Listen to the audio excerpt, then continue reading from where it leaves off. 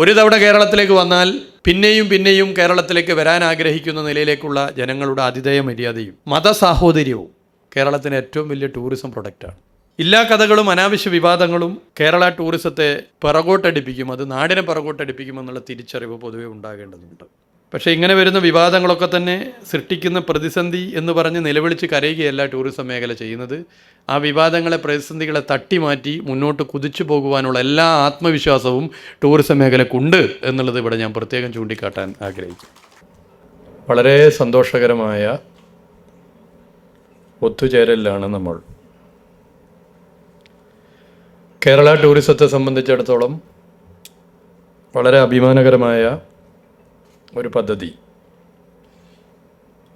അതും ലോക ടൂറിസം ഏറ്റെടുക്കുന്ന സന്തോഷം, അതാണ് ഇവിടെ കൂടി എല്ലാവർക്കും ഉള്ളത്. സ്ത്രീ സൗഹാർദ്ദ വിനോദസഞ്ചാരമെന്ന ആശയം ഉത്തരവാദിത്ത ടൂറിസം സൊസൈറ്റിയുടെ നിർദ്ദേശമായി ഉയർന്നു വന്നപ്പോൾ സമൂഹം പൊതുവെ വലിയ ആവേശത്തോടു കൂടിയാണ് അത് സ്വീകരിച്ചത്. നമ്മൾ കോവിഡിന് ശേഷം ഒന്ന് പരിശോധിച്ചാൽ കാണാൻ വേണ്ടി സാധിക്കും,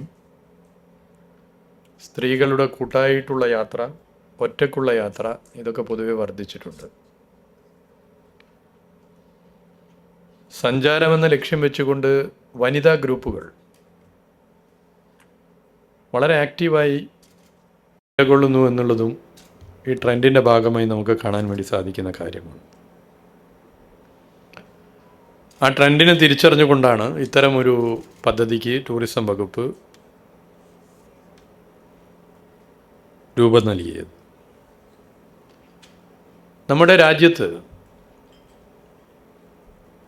ഏതെങ്കിലും ഒരു സംസ്ഥാനം ടൂറിസം മേഖലയിൽ സ്ത്രീകളെ ഉൾക്കൊള്ളുന്ന ഒരു വിശാലമായ ടൂറിസം പദ്ധതിക്ക് തുടക്കം കുറിച്ചിട്ടുണ്ടെങ്കിൽ വളരെ സന്തോഷത്തോടു കൂടി പറയാൻ വേണ്ടി സാധിക്കും, ആ സംസ്ഥാനത്തിൻ്റെ പേര് കേരളമാണ് എന്നുള്ളത് തന്നെയാണ്. 2 ലക്ഷ്യങ്ങളാണ് പദ്ധതി നിർവഹിക്കുവാൻ വേണ്ടി ഉണ്ടായിട്ടുള്ളത്. ഒന്ന്, സ്ത്രീ സൗഹൃദ ടൂറിസം കേന്ദ്രങ്ങൾ. 2, ടൂറിസത്തിലെ സ്ത്രീ സംരംഭങ്ങളും അതിൻ്റെ ശൃംഖലയുടെ രൂപീകരണവും. 2022 ഒക്ടോബറിലാണ് നമ്മൾ പദ്ധതി പ്രവർത്തനത്തിന് തുടക്കമിട്ടത്. നിങ്ങൾക്കൊക്കെ അറിയാം. വനിതാ സംരംഭകരുടെ രജിസ്ട്രേഷനായിരുന്നു ആദ്യ പടി എന്നുള്ള നിലയിൽ ചെയ്തത്. നമുക്കതിനൊരു പ്രതീക്ഷയുണ്ടായിരുന്നു, ഇത്ര നമ്പർ വരും. പക്ഷെ പ്രതീക്ഷക്കൊക്കെ അപ്പുറത്തേക്കാണ് രജിസ്ട്രേഷൻ്റെ നമ്പർ ഉയർന്നു വന്നിട്ടുള്ളത്. വലിയ പ്രതികരണമായിരുന്നു, വളരെ പോസിറ്റീവായിട്ടുള്ള പ്രതികരണം. 17,631 സ്ത്രീകൾ ഈ പദ്ധതിയിൽ രജിസ്റ്റർ ചെയ്തു. 11,631 ladies has registered in this project. അവരിൽ ചിലർ എക്സ്ക്ലൂസീവ് വിമൻ ടൂറുകൾ നടത്തുന്ന യൂണിറ്റുകളാണ്. ചിലർ സ്ത്രീകൾ നയിക്കുന്ന ഹോം സ്റ്റേകൾ, സ്ത്രീകളുടെ സൊവനീർ യൂണിറ്റുകൾ, community tour leader, tour operator, ഡ്രൈവർമാർ, റെസ്റ്റോറൻറ്റ് മേഖലകളിൽ സംരംഭങ്ങൾ, ഇങ്ങനെ വിവിധ മേഖലകളിലുള്ളവർ ഇതിൻ്റെ ഭാഗമായി കഴിഞ്ഞു. ഇവർക്കൊക്കെ പ്രൊഫഷണലി നല്ല പരിശീലനം നൽകേണ്ടതുണ്ട്. ഈ കാഴ്ചപ്പാടിൻ്റെ ഭാഗമായി വിവിധ ഇടങ്ങളിൽ നല്ല പരിശീലനം നൽകാൻ വേണ്ടി സാധിച്ചു. ട്രെയിനിങ്ങിനെ കുറിച്ച് പൊതുവേ നല്ല അഭിപ്രായമാണ് പൊതുവേ ഉയർന്നിട്ടുള്ളത്. ഇവരെയൊക്കെ ഏകോപിപ്പിച്ചുകൊണ്ടുള്ള ടൂറിസം പ്രവർത്തനങ്ങളും ഇതിൻ്റെ ഭാഗമായി ആരംഭിച്ചു കഴിഞ്ഞു. അപ്പോൾ അതൊരു ശൃംഖലയായി മാറിക്കഴിഞ്ഞിരിക്കുകയാണ്. കേരള ടൂറിസത്തിൻ്റെ ഈ പദ്ധതി UN വിമൻ കൂടി അംഗീകരിച്ചു എന്നുള്ളതാണ് നമുക്ക് ഏറെ സന്തോഷം നൽകുന്ന കാര്യം. UN വിമൻ ഇന്ത്യ ഈ പദ്ധതിയുടെ ഓരോ ഘട്ടത്തിലും സാങ്കേതിക സഹായം നൽകുന്നുണ്ട്. Destination safety study, gender audit, വിവിധ പരിശീലന പരിപാടികൾ, പോസ്റ്റ് ട്രെയിനിങ് ഉൾപ്പെടെയുള്ള പ്രോഗ്രാമുകളിലാണ് UN വിമൻ സാങ്കേതിക സഹകരണം ലഭ്യമാക്കുന്നത്. ജെൻഡർ ഓഡിറ്റ് ടൂറിസം രംഗത്ത് ആദ്യമായി നടത്തുന്ന ഇന്ത്യയിലെ സംസ്ഥാനത്തിൻ്റെ പേര് വളരെ സന്തോഷത്തോടെ നമുക്ക് വീണ്ടും പറയാനാകും, അത് കേരളമാണ് എന്നുള്ളത് തന്നെയാണ്. Kerala is the first state who is having this gender audit. Yes. നിലവിൽ 6 കേന്ദ്രങ്ങളിൽ ജെൻഡർ ഓഡിറ്റ് നടത്തി പുതുതായി 14 കേന്ദ്രങ്ങളിൽ കൂടി ഈ സാമ്പത്തിക വർഷം ജെൻഡർ ഓഡിറ്റ് നടപ്പിലാക്കും. ഇതിനു പുറമേ 68 കേന്ദ്രങ്ങളിൽ സേഫ്റ്റി ഓഡിറ്റ് പൂർത്തിയാക്കി. സേഫ്റ്റി ഓഡിറ്റ് പൂർത്തിയാക്കി ടൂറിസം കേന്ദ്രങ്ങളെ സ്ത്രീ സൗഹൃദ വിനോദസഞ്ചാര കേന്ദ്രങ്ങളാക്കി മാറ്റുന്നതിനുള്ള പ്രവർത്തനങ്ങളാണ് ഇപ്പോൾ സംഘടിപ്പിച്ചു വരുന്നത്.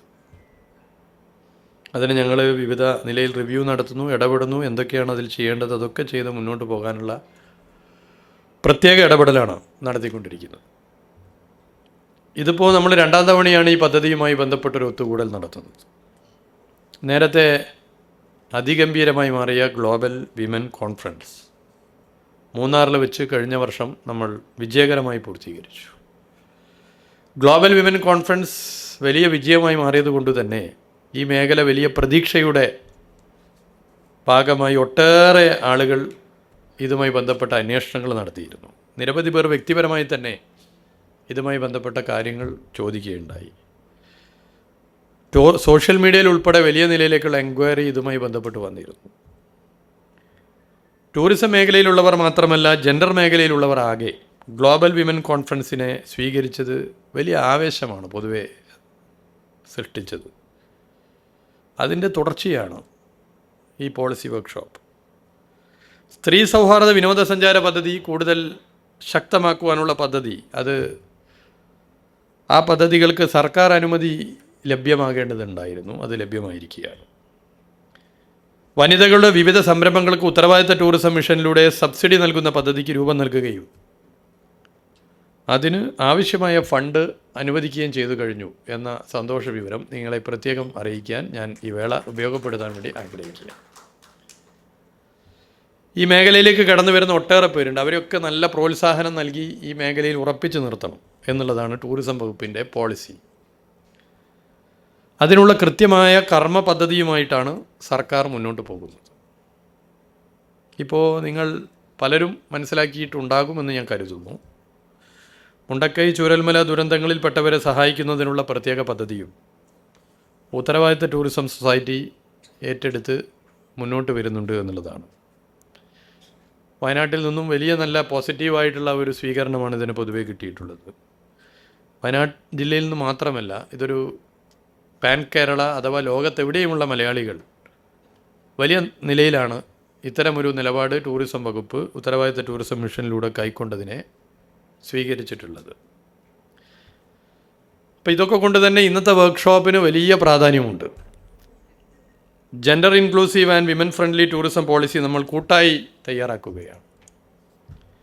എല്ലാവരെയും ഉൾക്കൊള്ളുന്ന ഒരു നയരൂപീകരണമായി ഇത് മാറണമെന്ന് മാത്രം ഞാനിവിടെ പ്രത്യേകം ഓർമ്മപ്പെടുത്തുകയാണ്. ഇവിടെ ഉത്തരവാദിത്ത ടൂറിസം മിഷൻ്റെ പ്രവർത്തനങ്ങൾ നമ്മൾ കണ്ടുവരികയാണ്. ഒട്ടേറെ അംഗീകാരങ്ങൾ ഉത്തരവാദിത്ത ടൂറിസം മിഷന് അന്താരാഷ്ട്ര തലത്തിൽ ലഭിച്ചിട്ടുണ്ട്. ചില വിവാദങ്ങൾ അതിൻ്റെ ഭാഗമായി വന്നിട്ടുണ്ട്. ഈ അന്താരാഷ്ട്ര തലത്തിലൊക്കെ തന്നെ ഉത്തരവാദിത്ത ടൂറിസം മിഷന് അംഗീകാരങ്ങൾ ലഭിക്കണമെങ്കിൽ അതിന് നല്ല വീഡിയോ ഒക്കെ തന്നെ ക്രിയേറ്റ് ചെയ്യണം, അത് പ്രസൻറ്റ് ചെയ്യണം. എത്രയോ കാലമായി ഉത്തരവാദിത്ത ടൂറിസം മിഷൻ ആ പ്രവൃത്തി നടത്തിക്കൊണ്ടിരിക്കുകയാണ്.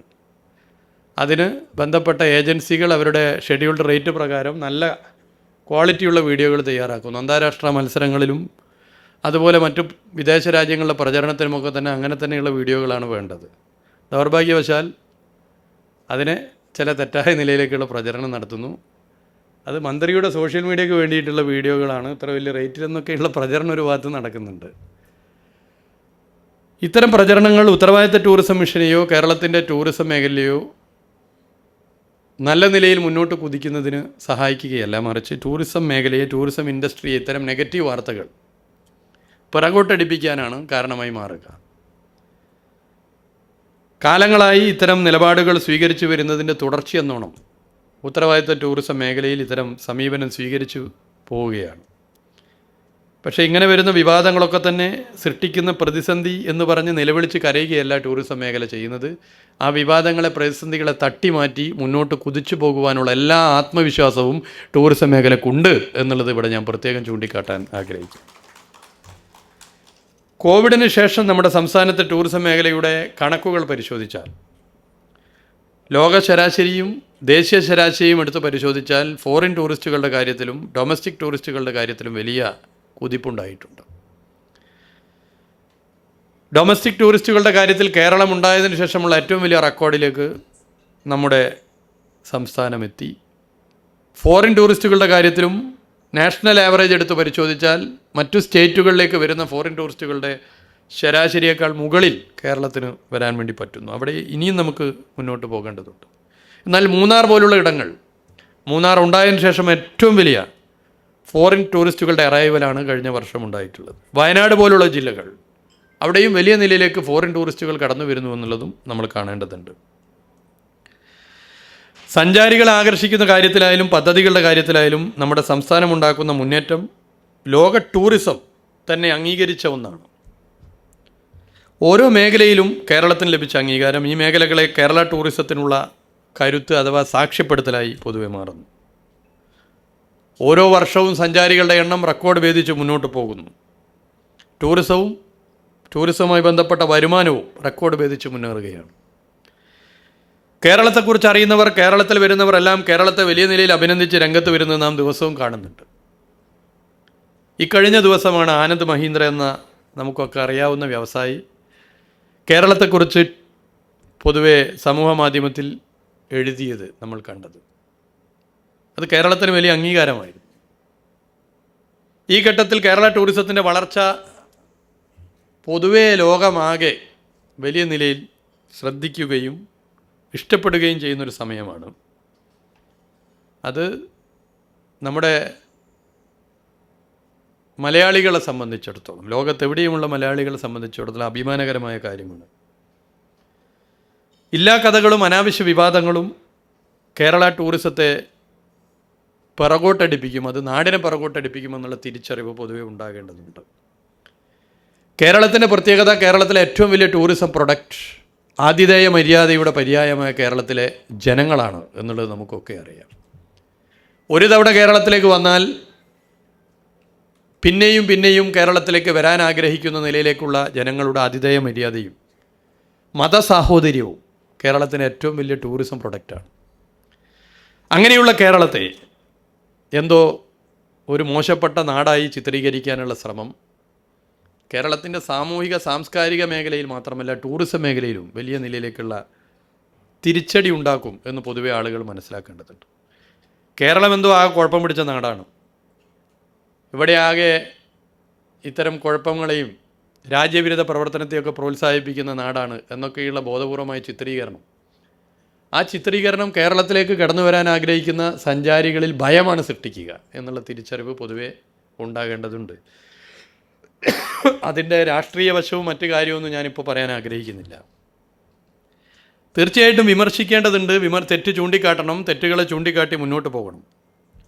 പക്ഷേ ഇനിയിപ്പോൾ മന്ത്രിയാണ് വിമർശിക്കേണ്ടതെങ്കിൽ അതും ആവാം, അതിലൊന്നും ഒരു കുഴപ്പമില്ല, ഒരു തരത്തിലുള്ള പ്രയാസവുമുള്ള വ്യക്തിയല്ല ഞാൻ. പക്ഷേ വിമർശനങ്ങൾ നമ്മുടെ ടൂറിസം മേഖലയെ ആകെ ബാധിക്കുന്ന നിലയിലേക്ക് വരുന്നത് ദോഷകരമാണ് എന്നുള്ള പൊതു ചിത്രം ഉണ്ടാകേണ്ടത് അനിവാര്യമാണ്. കേരള ടൂറിസത്തെ അന്തർദേശീയ തലത്തിൽ ഇങ്ങനെ ഒരു തെറ്റായ ചിത്രീകരണം സൃഷ്ടിക്കുന്നത് അത് വളരെ ഗൗരവത്തിൽ നമ്മൾ മനസ്സിലാക്കി നമ്മുടെ സംസ്ഥാനത്തെ ടൂറിസം മേഖലയെ, പ്രതിസന്ധികളെ അതിജീവിച്ചാണ് കേരള ടൂറിസം ഇങ്ങനെ മുന്നോട്ട് വരുന്നത്. ഇപ്പോൾ വലിയ നിലയിൽ മുന്നോട്ട് പോകുന്നു. നമ്മൾ മത്സരിക്കുന്നത് ഇന്ത്യയിലെ മറ്റ് സംസ്ഥാനങ്ങളുമായിട്ടല്ല, നമ്മൾ മത്സരിക്കുന്നത് ലോകത്തെ വിവിധ രാജ്യങ്ങളുമായിട്ടാണ് എന്നുള്ളതാണ് അതിൻ്റെ ഏറ്റവും വലിയ പ്രത്യേകത. അങ്ങനെ ഒരു നിലയിലേക്ക് കേരള ടൂറിസം എത്തിയത് ഒട്ടേറെ പ്രതിസന്ധികളെ മറികടന്നുകൊണ്ടാണ്. അത് തീർച്ചയായിട്ടും നമുക്ക് മനസ്സിലാക്കി മുന്നോട്ട് പോകേണ്ടതുണ്ട്. സ്ത്രീ സൗഹാർദ്ദ വിനോദസഞ്ചാര പദ്ധതി തീർച്ചയായിട്ടും അതിനേറെ സഹായകരമായി മാറും. അതിന് എല്ലാ നിലയിലുമുള്ള ഇടപെടൽ നിങ്ങളുടെ ഉത്തരവാദിത്ത ടൂറിസം മിഷൻ്റെ ഭാഗത്തും നിങ്ങൾ ഓരോരുത്തരുടെ ഭാഗത്തും ഉണ്ടാകണം എന്ന് മാത്രം ചൂണ്ടിക്കാട്ടിക്കൊണ്ട് ഈ സമ്മിറ്റ് ഉദ്ഘാടനം ചെയ്തതായി വളരെ സന്തോഷപൂർവ്വം അറിയിക്കുകയാണ്.